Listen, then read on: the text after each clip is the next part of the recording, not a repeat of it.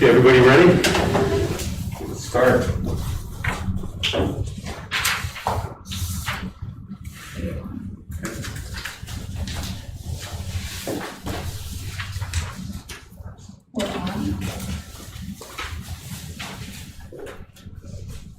Okay, we good? Yes. All right, the Guam Community College Board of Trustees monthly meeting Thursday, January 6, 2022 has now begun. Can we get a roll call? Frank Ariola. Here. Carlo Leon. Here. Richard Sablon. Here. Eloy Hara. Here. Rose Reno. Here. Harris Bloss. Here. We have a quorum. Dr. Mary Okada. Here. Kenneth Bautista. Here. Simone Bowman Ballinger. Here. Attorney Rebecca Wrightson. Here. Okay, that's it. Thank you. Let's recite the mission statement. Guam Community College is a leader in career technical workforce development, providing the highest quality student-centered education. Okay, approval of the minutes. Can I get a motion? To approve. Second? I second. Okay, let's review the minutes real quick.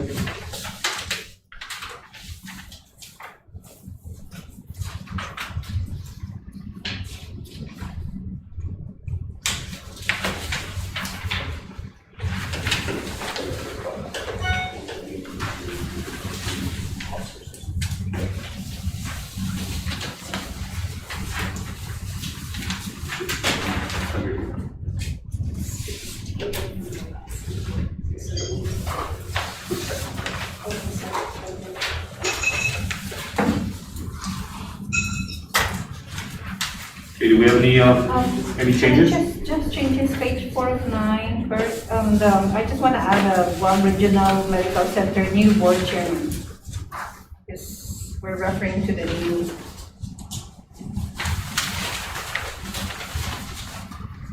Okay, thank you. Any other changes? Reviewed it out. Did you need some more time? No, You sure? I reviewed it, it's only done. Okay.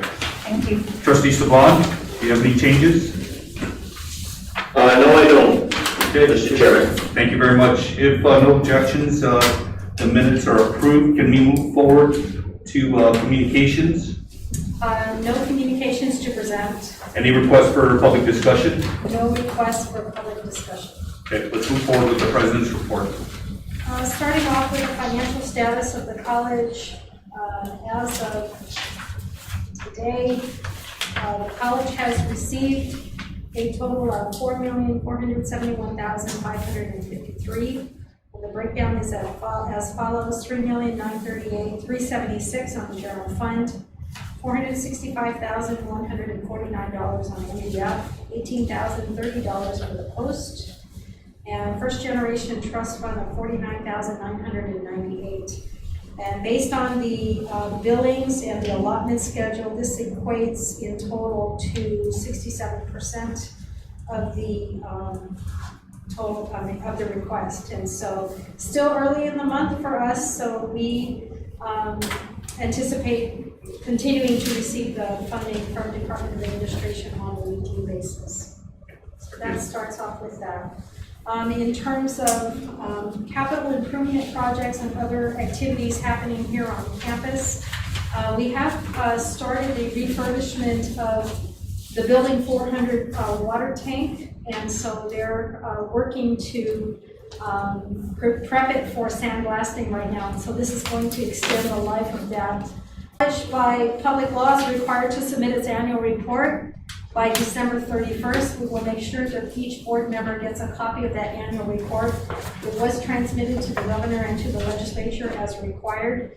And the highlights of the annual report really focused on how the college responded to the COVID-19 pandemic and also the development of the various boot camps to support the local needs of the community and providing job opportunities to all of them. That includes training.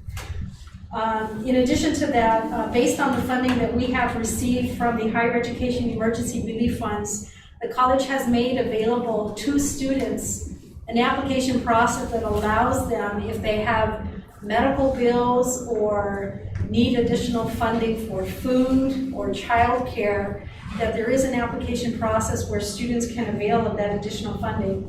So we released over $120,000 to students based on that application process in the fall semester. And we will continue that application. We will open it up again in the spring semester, this semester, for similar. So these are emergency relief funds that are available through U.S. Department of Education that is available again for students. When are we targeting the release? Because the semester just started, so we will probably put out something by February and then identify the timeline for them to apply for those additional funds. Do you think it's better to go up the same amount? We initially set aside $200,000, and based on last semester, it was available over $120,000. So we will set aside another $200,000. Possibly a little bit more, depending, because this particular grant fund expires by May, so we have to disperse the funding to the students. In December, the U.S. Department of Education approved the Bachelor of Science in Career and Technical Education program as an eligible reach for college office, has continually provided FAFSA hands-on workshops for all students. Primarily identifying if there are any extenuating circumstances that may have affected students' employment or families, situations that would have affected their contributions, to come in and apply for financial aid. So a lot of that hands-on experience workshop was provided to students so that they can use financial aid to the extent that they qualify. And so we've been working through that. Next board meeting, you'll see the fiscal year 23 fiscal year budget submission. So it's underway and we're finalizing that right now. And How does it look? it's going to look great. Yeah. The budget's always going to look great. We're currently the piece that we need to overlay right now. All the details, the non-personnel has been completed, and the only overlay that we need to do right now is the final on the staffing pattern. Okay. And we got the preliminary staffing pattern from HR. I just need to review it, and it'll be ready for the RPF committee, the Resource Planning and Facility Committee, through that governance process before it comes to the board next month. There's no longer a set aside either, right? We don't have a 15% set aside. We have not, we've not had a 15% set aside. And how have we done as far as spending our money on the budget? We're always going to spend our money on the budget, so we've done fairly well in terms of that. Are we looking at still around 20 million, or is there an anticipated increase in cost? We may have a little bit increase in cost. I just need to look at the retirement piece, but we may have a little bit of increase in cost. But we usually balance that off with the number of vacant positions that we have. We don't have too many there. We've completed a round of filling for vacant positions, and there's another batch that's coming through right now through HR. And that's really all I have right now in terms of any other, as part of my report. Okay, thank you for your report. Let's move on to monthly activities report. Cars? So good afternoon, I'm very staff. So I just have a short report this month as we started the spring 2022 semester. So we just finished our orientation, or just got through our orientation this past Monday. And of the 100 students that we anticipated reporting or showing, we had a show of 87 students Good. who reported, right? 9 were virtual, online, and then 78 of them were face-to-face in person. So that was a good number. I got a chance to speak to some new students, and that they've selected GCC because of all the career opportunities and certificate programs. We even have some UOG students that are cross-enrolled, just so that they can gain some certificates for this semester. So Has cost like one of the things for the new students? Since our cost of tuition is better right here at yes, GCC? Is yes. that part of the feedback?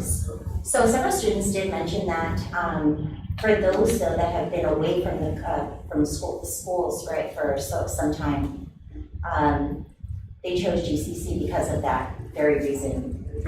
Yes, it's affordable tuition, and then financial aid was available. The workshops, of course, if you've never applied for FAFSA, GCC offered those workshops that helped them to navigate and how to submit for FAFSA. So that was a very good incentive to consider going back to school. Very good. And that's, then I provided the spring 2022 student activity calendar for the semester. A lot of things going. Of course, we're looking forward to graduation for fall and spring this semester. So that's about it. That's all I have. Very good. Thank you. Simone?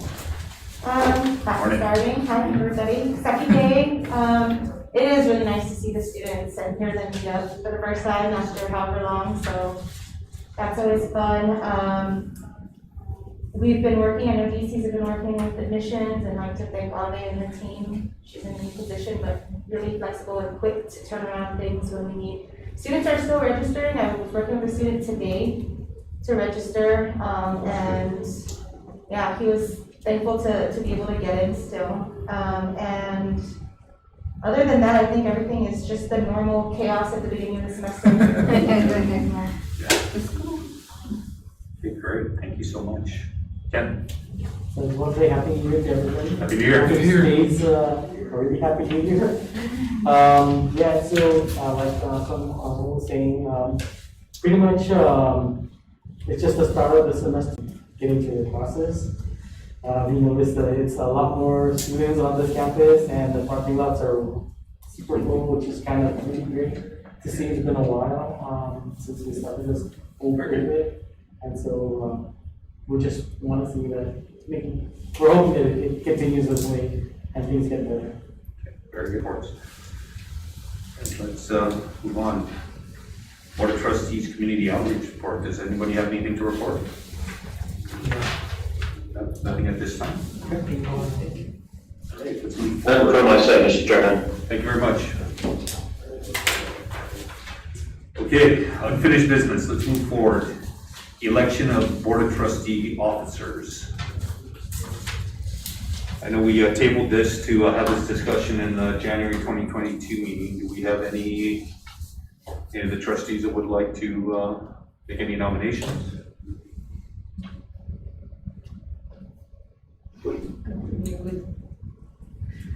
Mr. Chairman, I would like to nominate yourself to continue as chair, Well, thank you. and I would like to nominate Carla as vice chair.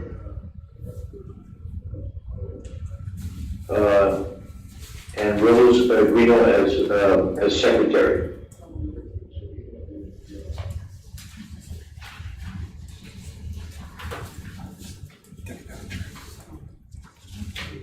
I second that nomination, Mr. Chair, and also because of my personal situation, I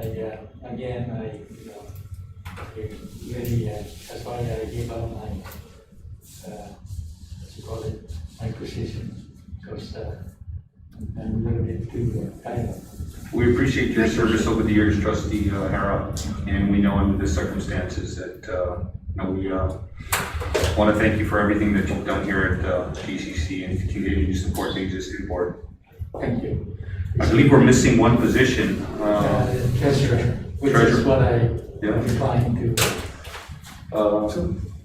For treasurer, I nominate Rich. Sablan? I second that also. And I just want to say thank you, everyone, for your time to, come here to vote for the board. I know everyone is busy. We know that this is going to be another challenging year, but everyone here at this table is committed to the Guam Community College. We want the staff acting and, especially the students and management team that we're going to support you 100%. Do we need to bring this to vote? Yes, please. Okay. Can we get a motion to vote on So you need for a chairperson? Motion to close nominations. Motion to close nominations? Okay, can we get a motion to close nominations? Close nominations. Trustee Hara, can we get a Second. second? Trustee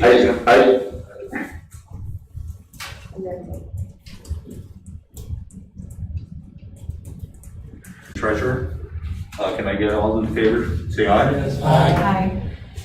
Aye, with no objections. Thank you, everybody, for participating and providing this service to the Guam Community College. All right. Thank you. Okay, copyright and fair use policy number 193.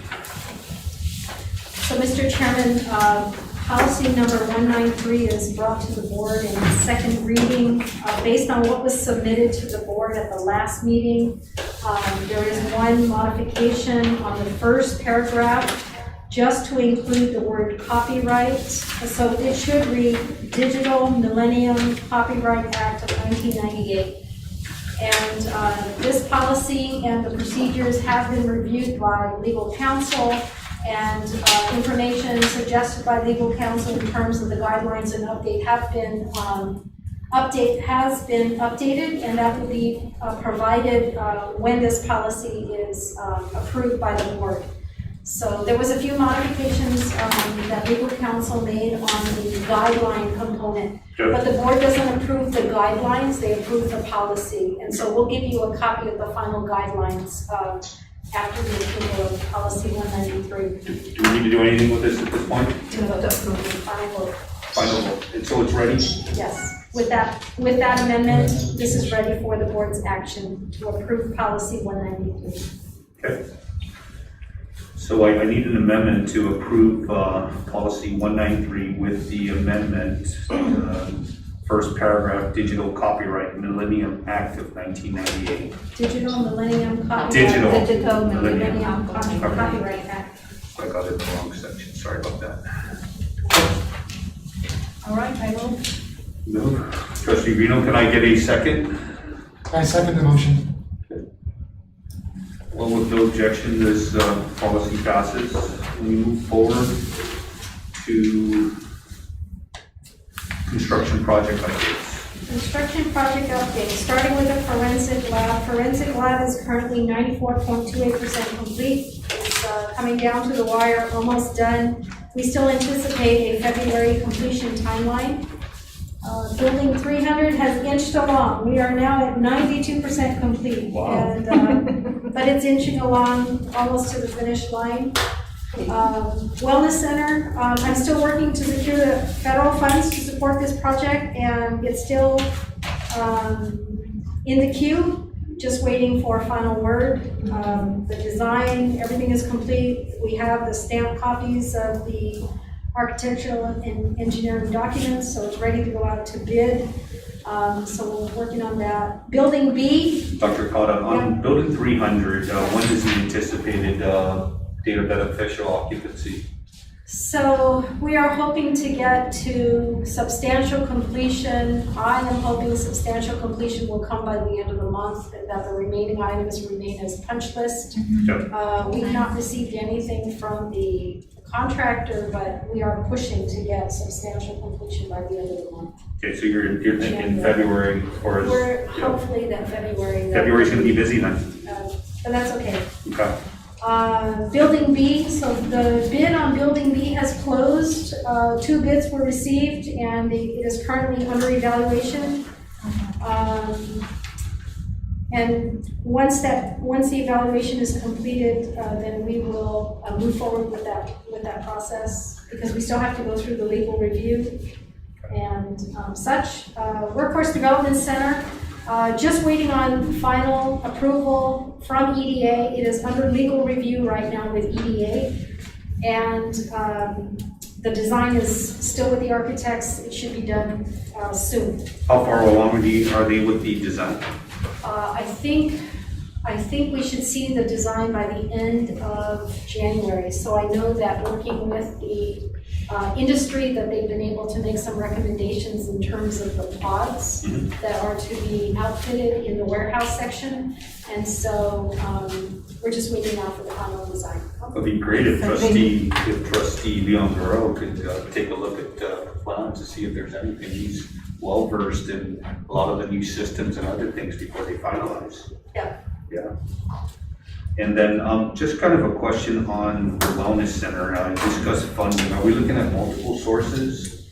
Are we looking for one particular agency to do the funding? So right now, it's really unpredictable what the funding is going to require. So we have an estimate, but just based on what we've submitted for Building B, the bids are coming in significantly higher than what we had anticipated. So just as an example, I think we had anticipated 3.2 on Building B, and I think it's hovering around 6. So Building costs right now per square foot are ranging between $400 to $500 per square foot. yeah. So Commercial, office. So once that evaluation is done, then we'll have a better idea of, what that cost is going to be for the Wellness Center.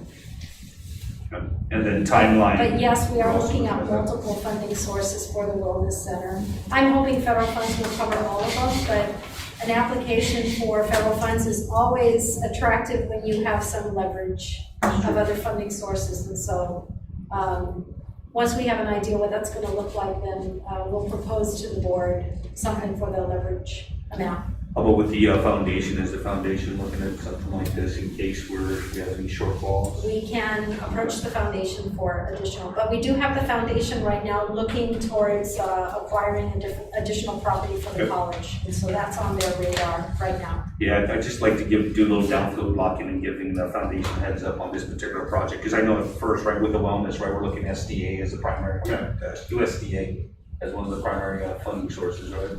That's correct. Right. Yes. Well, what you're saying, and this particular building is. That would be. What was our anticipated I think our estimate. turnkey, not just construction turnkey? I think our estimate was at 8. 8, so that's way off that. Probably double that. Take a look. Yeah.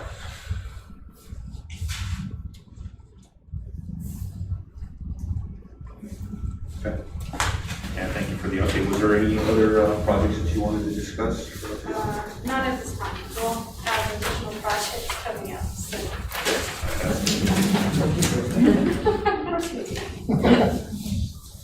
It's not finished yet. Yeah, no. Never finish. Okay, let's move forward with new business, compensation and review updates. Fantastic. Okay, so a couple of years ago, the board had authorized a compensation review and update to the compensation pay plan for faculty and administrators. And so just a bit of history regarding this. Compensation study was initially done in 2009. And then the faculty pay plan was approved in 2009 and implemented and paid beginning October 1st of 2009. The administrator pay plan, although it was done at the same time, was also approved in 2009, implemented a year later in October of 2010, and primarily the reason for that was because the evaluation tool associated with the administrator's pay plan had not been completely developed. And then in 2011, in February of 2011, when the Guam and the pay methodology, there was some Guam movement that rolled back the staff pay plan. The administrator's pay plan was rolled back at that same time. And then eventually was reinstated and paid back to administrators on January 1st of 2014. So understanding that the faculty, all faculty are on a regular basis, so all adjustments are implemented effective August 1st of the academic year. And all administrators, regardless of their start date, have been adjusted to a January 1st period. So evaluations are done all at the same time so that we don't have them occurring throughout the year. All faculty are on the academic year, all administrators are on the calendar year. And that's how it was implemented when it first went out. There was a faculty market review that was done in 2013. And the result of that 2013 study showed that that the pay plan was still in line, and there was no recommendation at that time to make any changes to the faculty compensation or the percentile in which faculty were being paid. And just for reference, it is at the 10th percentile. Fast forward 2019, we are now in 2022. The pandemic had caused disruption in this compensation review, primarily because of the, just the situation regarding COVID-19. A review currently is that the consultant, which is Alan Searle and Associates, had done all the evaluations associated with to do the update to the market based on a 15th percentile, a 20th percentile, and a 25th percentile. And so he has provided that to myself and to Apple as HR to review. Based on his study that takes into consideration job evaluation criteria, he made a determination on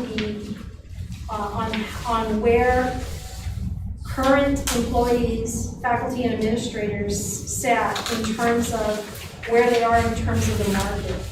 And just based on the history that I gave you regarding the pay plan implementation in 2009 and how the implementation for administrators was staggered or lagging behind, the results indicated that on average, administrators are still hovering around the 10th percentile, but that faculty are on the average around the 40th percentile. So based on all of that and the regression analysis that he's done and presented to us, taking into consideration job size and market data and the targeted market percentile that the college wishes to consider, he identified and has updated the compensation scale and has provided a cost to migrate to the 15th percentile, the 20th percentile, and the 25th percentile. Given that we're currently at the 10th percentile, I, with concurrence with our chief human resource officer, felt that shifting from 10 to the 25th was going to be I would say, maybe too drastic of a jump, and that migrating to the 15th percentile would be too low of an adjustment. So we had agreed that we would present to the board a recommendation to adopt the 20th percentile for implementation. Now, that's strictly for administration, or that's so the recommendation that is provided by Alan Searle that we concur with is that based on how the implementation of salary is presented both to faculty and to administrators, that the academic administrators' adoption be after January 1st of 2022, so that it is in line with the calendar year, and that the implementation for faculty migration to the 20th percentile is after August 1st of 2022.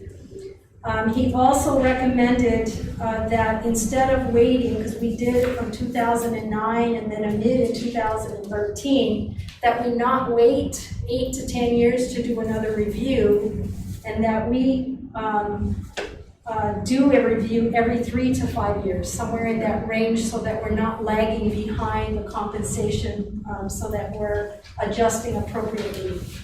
In addition, the consultant has recommended some changes to how promotions and demotions are instituted at the college, because in the initial implementation of the compensation plan, we did not take into consideration how the promotions were happening. And so he has provided a recommendations for promotions in this pay plan. But the other piece that is also critical to identify is that it doesn't displace any of the current employees in terms of their current compensation, but allows the chief human resource officer to gauge where any particular employee is in terms of their compensation with the Coupa study, so that they don't, because there are some faculty that exceed the 50th percentile. And to keep that as a measure as to whether or not an increment is going to be compounded into the base, or whether it's going to be paid in a lump sum, so as not to move them further in the market percentile. So that is also identified in this pay plan. So what will happen is, if an employee is at the 50th market percentile based on the prevailing market data, whatever year that is going forward, HR will review. If they are not at the 50th percentile, they will earn an adjustment that is added to the base. If they are at the 50th percentile or higher, then the adjustment will be a lump sum, one-time lump sum, given to the employee, whether it be administrators or faculty. Yes. Okay, if we were to adopt the 20 percentile, as recommended, us being under Department of Administration, not the autonomous agencies, would that raise any questions or any roadblocks? So what the Board of Trustees has authority over are academic administrators and faculty. So we don't fall under DOA's pay plan. Okay. And so this proposal does not affect any of the classified employees. There is a separate process that the government of Guam is doing right now to address the classified employees. Okay, great. That's my only. So this is under the board's purview. Okay, because I do this methodology.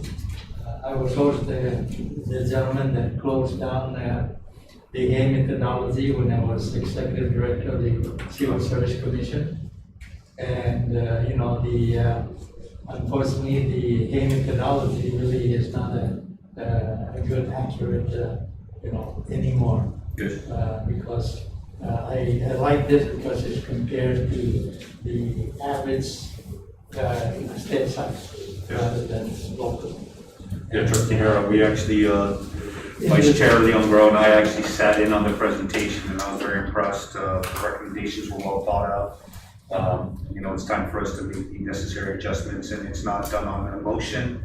There's an actual study that we have in place and analyzes, different percentiles, and my biggest concern also was just talking to Dr. Okada to make sure that we budgeted for these allotments that of course is required, and so very comfortable with everything involved here. So I'm in full support of the recommendations provided. And also I agree with Dr. Okada that we should do another study maybe as early as 3 years. 3 years.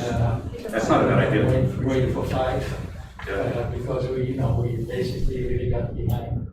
If we started in 3, results come out in 4, Yep. so it's within, as long as it's within a 3 to 5 year period. And as we move through the studies and get folks closer, the goalpost is for the institution to be at the 50th percentile. We don't want to exceed the 50th percentile because we don't want to be leading the salaries in community colleges across the US. But we don't want to be at the 10th percentile, which is at the bottom, part of any compensation, because we want to be able to recruit and retain individuals. Correct. Yeah, basically, really we're more worried about the external competitiveness rather than the internal equity. Because we can adjust internal easily, but it's the external competitiveness that is almost just like the nurses and the teachers. Trustee Greeno, do you have any comments? Yeah, I like that we're doing this because this is kind of an incentive for some of our tenure faculty to move into an administrator position once they open, because that we're looking at the compensation. My only thing is, are we planning to implement it this year? Yes. When it's in our budget? Yes. So yes, the current budget, if implemented this year, the current budget will allow for this to be covered, and the proposed budget for fiscal year 23 will be included in fiscal year 23. Yeah. Very good question. Trustee Sablon, do you have any comments? Yeah, Mr. Chairman, if I'm understanding this thing correctly, we're looking at a total impact of 12 million, is that correct? 12.2 million? No. It says estimated total compensation.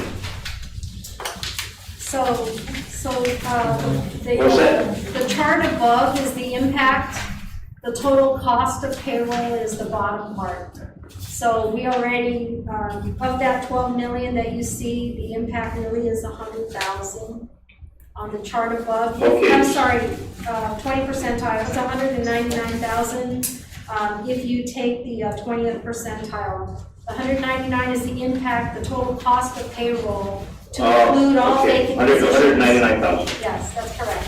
Trustee Sablon, one of the Okay, other noted. just to kind of give us a breakdown. Okay, I'm looking at, I was reading the charting. I wasn't reading it correctly. Okay, so The total numbers involved. About 200K. Yeah, what is it for the 100. academic administration total number? I think it was 30, I think. 31. 31, so the number's quite small, Yeah. so it's very manageable. So Okay. 31 administrators and 106 faculty currently.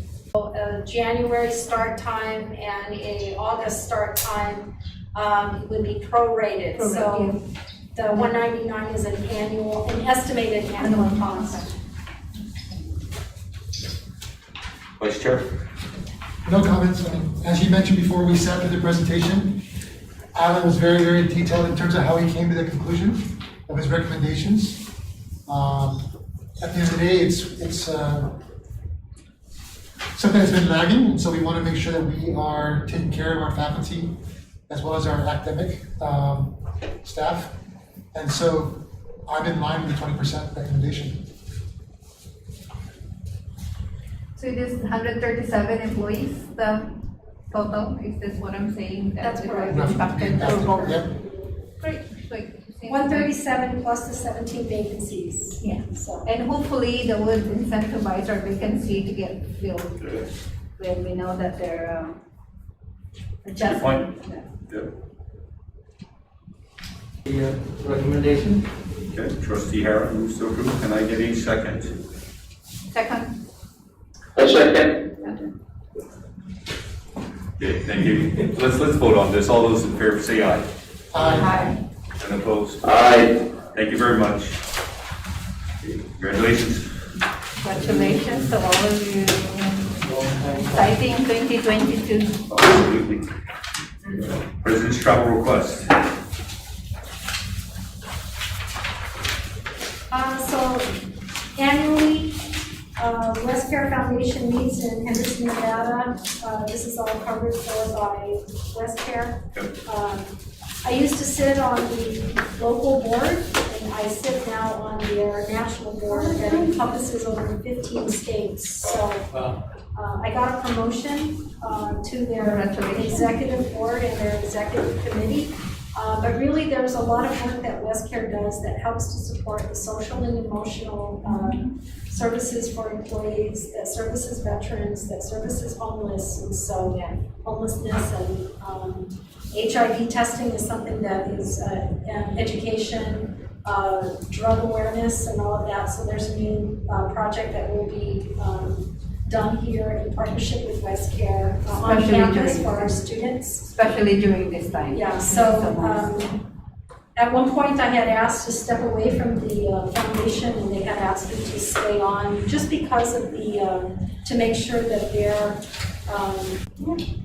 Mr. Chair, move to approve the president's travel to Henderson, Nevada for West Care Foundation. Second. Second. Okay, let's have a quick vote on it. All those in favor say aye. Passed. Aye. Thank you, Trustee Samat.